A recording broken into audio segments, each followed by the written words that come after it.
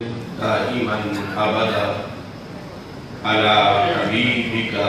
خير الخلق كلهم۔ رب ذوالجلال کے فضل اور توفیق سے حضرت پیر طریقت رہبر شریعت اخندزادہ محمد سیف الرحمن مبارک قدس سیر العزیز کے سالانہ عرس مقدس کے موقع پر آستانہ عالیہ مقدسہ فقیر آباد شریف میں آج کا یہ عظیم الشان اجتماع انعقاد پذیر ہے۔ حضرت قبلہ حیدری صاحب اور صاحبزادہ محمد حمید جان صاحب،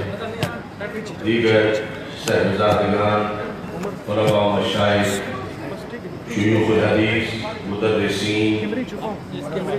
مفکرین،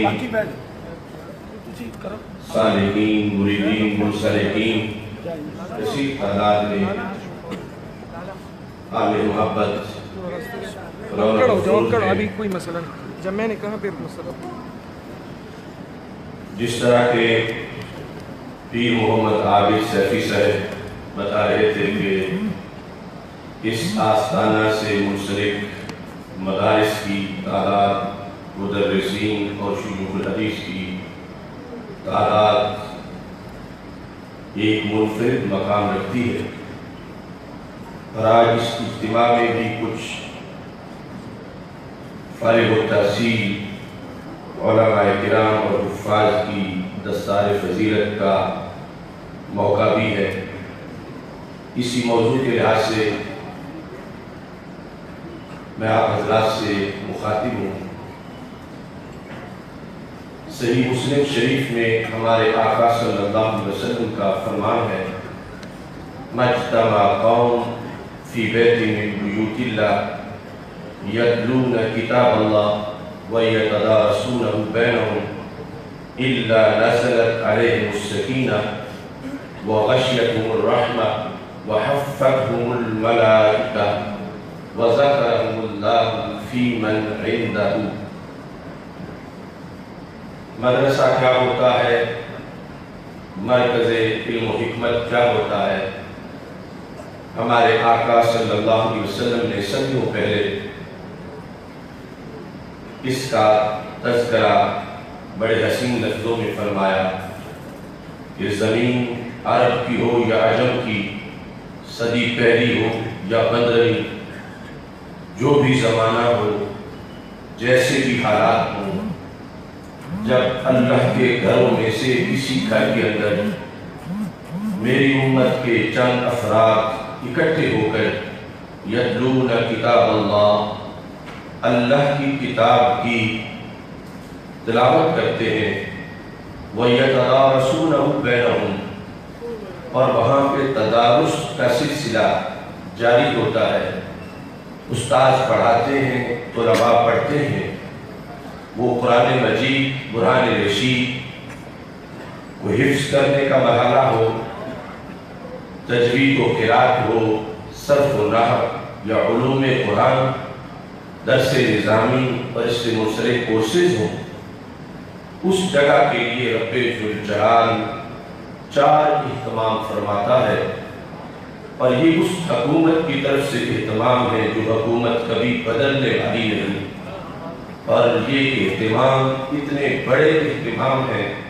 کہ دنیا کی کسی یونیورسٹی، کسی دانشگاہ کے لیے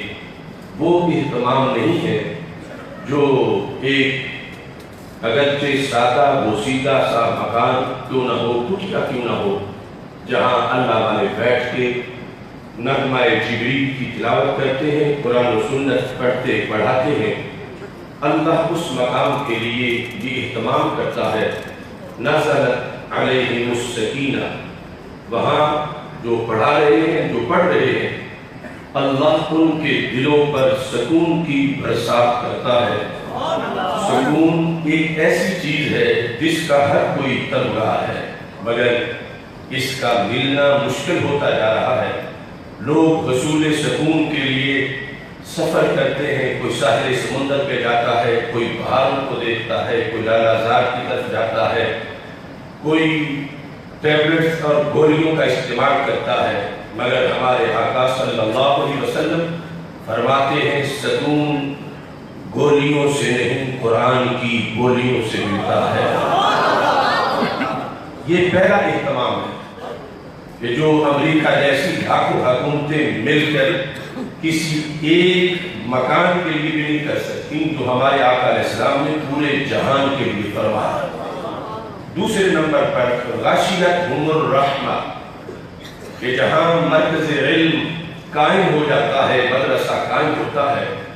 وہاں رب ذوالجلال کی رحمت ہر طرف چھا جاتی ہے اور ان لوگوں کو ڈھانپ لیتی ہے۔ یہ اعزاز کیمبرج آکسفورڈ کے اسٹوڈنٹس کے لیے نہیں ہے، جو قرآن و سنت پڑھنے والوں کے لیے ہے، کہ ہر طرف سے رحمت ان کو اپنی آغوش میں لے لیتی ہے۔ اور تیسرے نمبر پر حفتہم الملائکہ، اللہ کی طرف سے فرشتے آتے ہیں جو اس مکان کا طواف کرتے ہیں۔ حفتہم، کتنا بڑا اعزاز ہے خاکی انسان کے لیے کہ جب یہ علوم دینیا پڑھتا پڑھاتا ہے تو نوری فرشتے اس کے طواف کے لیے آ جاتے ہیں، وہ خود نہیں جاتے۔ یفعلون ما یؤمرون، وہ وہی کام کرتے ہیں جو رب کا حکم ہوتا ہے۔ تو جہاں قرآن و سنت پڑھنے پڑھانے کا اہتمام کیا جا رہا ہے، وہاں کے لیے یہ احساس ہے کہ رب فرشتوں کو فرماتا ہے کہ چلو تم وہاں اس مرکز، اس آستانہ، اس دارالعلوم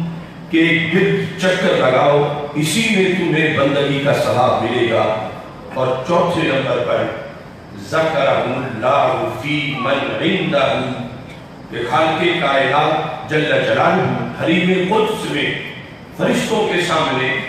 ان میں سے ہر ایک کا خود تذکرہ فرماتا ہے کہ فلاں بھی پڑھ رہا ہے، فلاں کا بیٹا پڑھ رہا ہے، فلاں کا بھائی پڑھ رہا ہے۔ آج اس مادی ماحول میں اگر ان تدارس والوں کا، درس و تدریس والوں کا، ذکر والوں کا اگرچہ عام لوگوں کو ان کے مقام کا پتہ نہ کر سکے تو کوئی بات نہیں، رب کائنات کے ہاں ان کا اتنا اونچا مرتبہ ہے کہ خالق کائنات جل جلالہ ہر ایک کا بطور فخر نام لیتا ہے اور فرشتوں کے سامنے ان کا تذکرہ فرماتا ہے۔ اس تدارس میں یہ جو چار اہتمام ہیں، ان کے ساتھ خصوصی طور پر ایک مرتبہ حضوری کا ہے۔ وہ ظاہر ہے کہ جب قرآن و سنت کو پڑھا جا رہا ہے، رب ذوالجلال ان کی طرف متوجہ ہے اور یہ اس مقام پر ہے کہ خالق کائنات جل جلالہ کے انوار و تجلیات کے حصول کے لیے بہت سی آسانیاں انہیں میسر آ چکی ہیں۔ جب وہ ان پہ فخر کر رہا ہے تو یقیناً یہ جو دل میں تمنا کرتے ہیں وہ پوری بھی کر دیتا ہے، اور رب ذوالجلال ان کے دلوں میں چراغاں بھی فرما دیتا ہے۔ اس کے ساتھ حضرت امام بخاری رحمۃ اللہ علیہ نے اپنے اس نظریے کو بھی ذکر کیا جو امام ذہبی نے سیر اعلام النبلاء کے اندر ذکر کیا ہے کہ حضرت امام بخاری رحمۃ اللہ علیہ کافی دیر حدیث پڑھاتے رہے۔ محمد بن ابی حاتم جو آپ کے پرسنل سیکرٹری بھی تھے اور کاتب بھی تھے،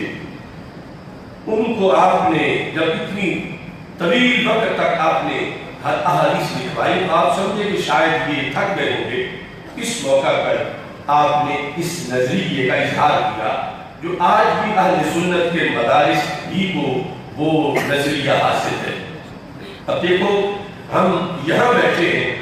تو ہمارا عقیدہ ہے کہ ہمارے آقا صلی اللہ علیہ وسلم کی نگاہ نبوت کے نیچے ہم بیٹھے ہیں اور سرکار دو عالم نور مجسم شفیع معظم صلی اللہ علیہ وسلم توجہ فرما رہے ہیں۔ اس کا ذکر حدیث میں ہے، کئی احادیث میں ہے، اور امت اس عقیدے پر قائم رہی۔ امام بخاری جیسا امام اپنی کلاس کے لحاظ سے ان کا نظریہ کیا ہے، کہنے لگے طب نفسا ان اہل الملاہی فی ملاہیہم والتجار فی تجاراتہم وأهل الصناعات في صناعاتهم فأنت مع النبي وأصحابه صلی اللہ علیہ وسلم۔ امام بخاری نے اپنے شاگرد سے یہ کہا تم کتنے خوش نصیب ہو کہ اس وقت تاجر تجارت کر رہے ہیں، صنعت کار صنعتوں میں مصروف ہیں، گپے لگانے والے گپے لگا رہے ہیں، انت مع النبی و اصحابہ، لیکن تم وہ خوش نصیب ہو کہ جو اللہ کے رسول علیہ السلام کے دربار میں حاضر ہو۔ یہ تم نے میرے پاس بیٹھ کے حدیث نہیں سنی، تم نے تو صحابہ کرام علیہ رضوان کے کلاس میں بیٹھ کر سرکار سے یہ فیض حاصل کیا ہے۔ انت مع النبی و اصحابہ، یہ عقیدہ جو قرون اولیٰ سے چلا اور امام بخاری تک پہنچا، اور آج بھی اللہ کے فضل سے ہم اہل سنت و جماعت تدارس کے اندر اس عقیدے کے وارث ہیں۔ جیسے وہاں حلقہ ذکر میں حضوری کا کنسپٹ ہمارے ہاں ہے، ایسے ہی تدارس دین تدارس علم کے لحاظ سے بھی یہ کنسپٹ ہمارے اندر ہے۔ اور پھر یہ صرف ایک بات میں نہیں، یہ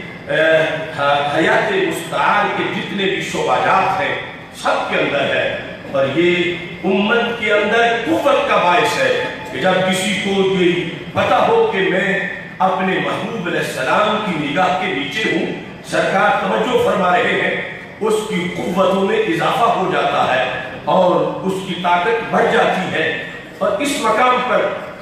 بطور خاص جس وقت حضرت ثوبان رضی اللہ تعالیٰ عنہ اس کی روایت کرتے ہیں، اور آج 23 مارچ کے لحاظ سے بھی میں یہ موضوع اس بات کو آگے بیان کرنا چاہتا ہوں کہ جس وقت حضرت ثوبان رضی اللہ تعالیٰ عنہ نے یہ ہمارے آقا صلی اللہ علیہ وسلم سے روایت کیا، سرکار فرماتے ہیں ان اللہ زوال الارض، رب ذوالجلال نے میرے لیے زمین کو سمیٹ دیا۔ ایک ہوتا ہے لپیٹنا، لپیٹنے سے تو چیز مزید چھپ جاتی ہے، لیکن ریڈیوس کرنے سے اللہ کی قدرت ہے، وہ ساری زمین اللہ نے میرے لیے سمیٹ دی۔ فَرَئِيتُ مَشَارِقَهَا وَمَغَارِبَهَا، تو میں نے زمین کے مشارق بھی دیکھے اور مغارب بھی دیکھے۔ ایک تو ہر وقت وہ کأنما انظر الى کفی حاصلی، وہ ایک دیکھنے کا انداز ہے، اور یہ مشارق و مغارب کے ہر وقت زمین کے ہر چپے کے دیکھنے کی بات ہے، کیونکہ ہر وقت کہیں سورج طلوع ہو رہا ہے، کہیں غروب ہو رہا ہے۔ سرکار فرماتے ہیں جب میں نے یہ دیکھا تو رب ذوالجلال نے مجھے فرمایا ان ملک امتک سیبلغ، سرکار فرماتے ہیں ان ملک امتی سیبلغ ما ذبح لی، کہ رب نے مجھے ساری زمین دکھا کر آخری کنارے جب میں نے دیکھے تو اللہ نے فرمایا یہاں تک تمہاری امت کا راج ہوگا، یہاں تک تمہاری امت کی حکومت ہوگی، یہاں تک تمہاری امت کے اقتدار کے جھنڈے لہرائیں گے۔ تو ہمارے آقا صلی اللہ علیہ وسلم نے فتوحات کے لحاظ سے یہ چیز بھی ہمارے مجاہدین کو اور اساطیر اسلام کو عطا کی کہ جس وقت وہ آگے بڑھیں گے تو پہلے سے رسول اکرم نور مجسم شفیع معظم صلی اللہ علیہ وسلم اس چیز کی وضاحت فرما چکے ہیں، یہاں تک کہ وَلَلْآخِرَةُ خَيْرٌ لَكَ مِنَ الْأُولَىٰ، تفسیر ابن جریر دیکھ لو، تفسیر قرطبی دیکھ لو، یہاں تک کہ مجمع اوسط میں اس کا شان نزول یہ بیان کیا گیا کہ سرکار فرماتے ہیں کہ مجھ پر قیامت تک جو میری امت کی فتوحات ہونی تھی وہ سب کچھ میرے سامنے پیش کیا گیا، اور جب میں نے دیکھا تو میں خوش ہوا کہ شرق و غرب شمال و جنوب میں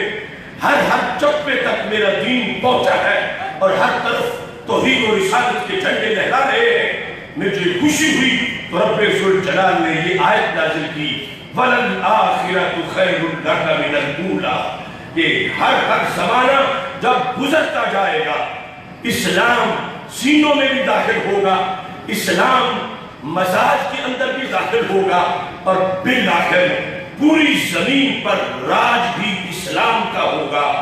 یہاں تک کہ فرمایا کوئی ایک گھر بھی ایسا نہیں بچے گا کہ جہاں پر دین اسلام داخل نہ ہو جائے۔ اور ہمارے آقا صلی اللہ علیہ وسلم نے فرمایا کہ بر صغیر پاک و ہند کی طرف خصوصی جو توجہ آپ نے فرمائی، کیونکہ آپ یمن کو دیکھ رہے تھے، شام کو، مصر کو، عراق کو، ایسے تناظر میں بر صغیر پاک و ہند، یہ جس خطہ زمین پر ہم رہتے ہیں، تو ہمارے آقا صلی اللہ علیہ وسلم نے اس کی طرف توجہ کر کے خصوصی طور پر یہ ارشاد فرمایا، جو سنن نسائی میں حدیث سند صحیح سے یہ حدیث موجود ہے کہ صابتان من امتی احرزہم اللہ من النار، دو لشکر میری امت کے ایسے ہیں کہ جنہیں رب نے جہنم کی آگ سے آزادی کا سرٹیفکیٹ دے دیا ہے۔ ان میں سے ایک لشکر کون سا؟ فرما اصابت تغزو الہند، وہ لشکر کہ جو غزوہ ہند میں شریک ہوگا اور ہند کی سرزمین پر جس کے ذریعے سے اسلام آئے گا، وہ لشکر بھی اتنا عظیم لشکر ہے کہ جس کو جہنم سے آزاد کیا گیا ہے۔ اور دوسرا وہ لشکر کہ حضرت عیسیٰ علیہ السلام کی قیادت میں جو زمین پر نظام سلطنت جو ہے اس کو قائم کرے گا۔ اور سرکار نے فرمایا انی لأعرف اسماءہم و اسماء آبائہم و الوان عیونہم، میں ان کے نام بھی جانتا ہوں، ان کے باپ دادا کے نام بھی جانتا ہوں، اور ان کے گھوڑوں کے رنگ تک جانتا ہوں۔ تو یہ جب امت کا رابطہ اپنے تاجدار ختم نبوت صلی اللہ علیہ وسلم کے ساتھ قائم ہے، اس کی برکت سے ہی آج ہم آگے بڑھ سکتے ہیں۔ احادیث ختم نبوت میں ہمیں بارڈر پار ایک دوسرا نیا پاکستان نظر آ رہا ہے۔ احادیث ختم نبوت میں ہند کے ہر چپے پر بالآخر اسلام کا جھنڈا لہرائے گا، اور اسی کے لیے آج ہم شکر بھی ادا کر رہے ہیں کہ ہمارے اکابرین نے صدیوں جد و جہد کی، اور وہ غزوہ ہند جو حضرت علی رضی اللہ تعالیٰ عنہ کے زمانے سے شروع ہوا اور پھر جاری رہے گا حضرت عیسیٰ علیہ السلام کے زمانے تک، ان کے نزول آمد تک، اسی کے مراحل میں یہ سرزمین پاکستان کی جس کا نظریہ قرآن ہے، جس کا نشان یہ ہے کہ یہ ختم نبوت کا فیضان ہے، آج اس کی حفاظت ہمارا ایمان ہے۔ کیونکہ کوئی تو رنگ نسل کے ملک پر فخر کرتا ہے، ہم پاکستان سے اس لیے پیار نہیں کرتے کہ یہ ہمارا مدر لینڈ ہے، یہ ثانوی حیثیت ہے، ہم اس لیے پیار کرتے ہیں کہ جس نظریے پہ مدینہ منورہ کی سلطنت بنی تھی، دنیا میں اسی پر اگر کوئی ملک بنا ہے اس ملک کو پاکستان کہا جاتا ہے۔ اسی عظیم مشن کے لیے انشاءاللہ 30 مارچ کو مینار پاکستان پر 10واں عقیدہ توحید سیمینار اور پاکستان زندہ باد کانفرنس کا انعقاد کیا جا رہا ہے۔ میں اپنی طرف سے حضرت صاحبزادہ حیدری صاحب، صاحبزادہ محمد حمید جان صاحب اور حضرت میاں محمد حنفی سیفی صاحب، تمام شیوخ کو اور اس آستانہ فیض بنانے والے تمام احباب کو اپنی طرف سے دعوت پیش کرتا ہوں۔ آپ اس پہ رونق افروز ہو، اور صدیوں سے جو اس خطہ زمین کے لحاظ سے خوشخبریاں ہیں، اس کے لحاظ سے انشاءاللہ ایک جامع راہ عمل پیش کیا جائے گا۔ اللہ تعالیٰ قبلہ مبارک صاحب کے درجات کو مزید بلند فرمائے۔ وآخر دعوانا ان الحمدللہ رب